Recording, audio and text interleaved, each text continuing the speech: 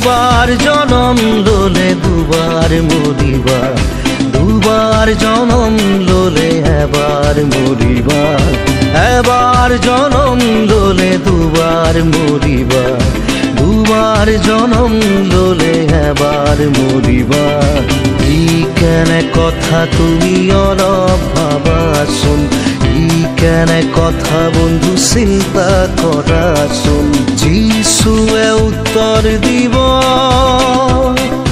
যিশুৱে তোমাক কৈ দিব। প্ৰভু যীশুখ্ৰীষ্টৰ সৰ্বোত্তম নামত আপোনালোকক সকলোকে অভিনন্দন জনাইছোঁ। পবিত্ৰ বাইবেলৰ যোহন 19 অধ্যায় 2 আৰু 3 পদত আমি এইদৰে পঢ়োঁ যে আৰু সেনাবিলাকে কাঁইটেৰে কিৰীটি সাজি তেওঁৰ মূৰত দি বেঙেনা বৰণীয়া কাপোৰ পিন্ধালে আৰু তেওঁৰ ওচৰলৈ গৈ হে যিহুদীবিলাকৰ ৰজা জয় হওক এই বুলি তেওঁক চৰ মাৰিবলৈ ধৰিলে।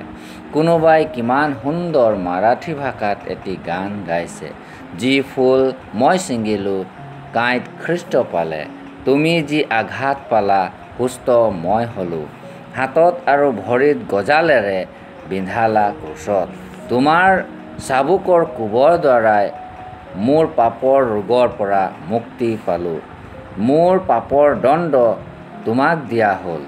আৰু এজনে এইদৰে গাইছে, মোৰ অপৰাধৰ শাস্তি তুমি ল'লা চাবুকেৰে, একো দিয়া নাই, একো দিয়া নাই তোমাৰ প্ৰেমৰ বিনিময়ত, দৰদ আছিল মোৰ তুমি ল'লা, ক্ৰুচত মোৰ ধাৰ সুধিলা, কাঁইট আৰু গজালৰ মৃত্যুৰ দ্বাৰাই ক্ষমা মোক কৰিলা, মোৰ অপৰাধ আৰু অত্যাচাৰ মোৰ কাৰণে তুমি ল'লা দণ্ড, খালা তুমি সংসাৰৰ তিৰস্কাৰ, যি প্ৰভুৱে আমাৰ সকলো পাপৰ দণ্ড ঠাট্টা সহিলে, মানুহৰ পাপৰ ক্ষমা আৰু উদ্ধাৰৰ কাৰণে নিজকে দি দিলে।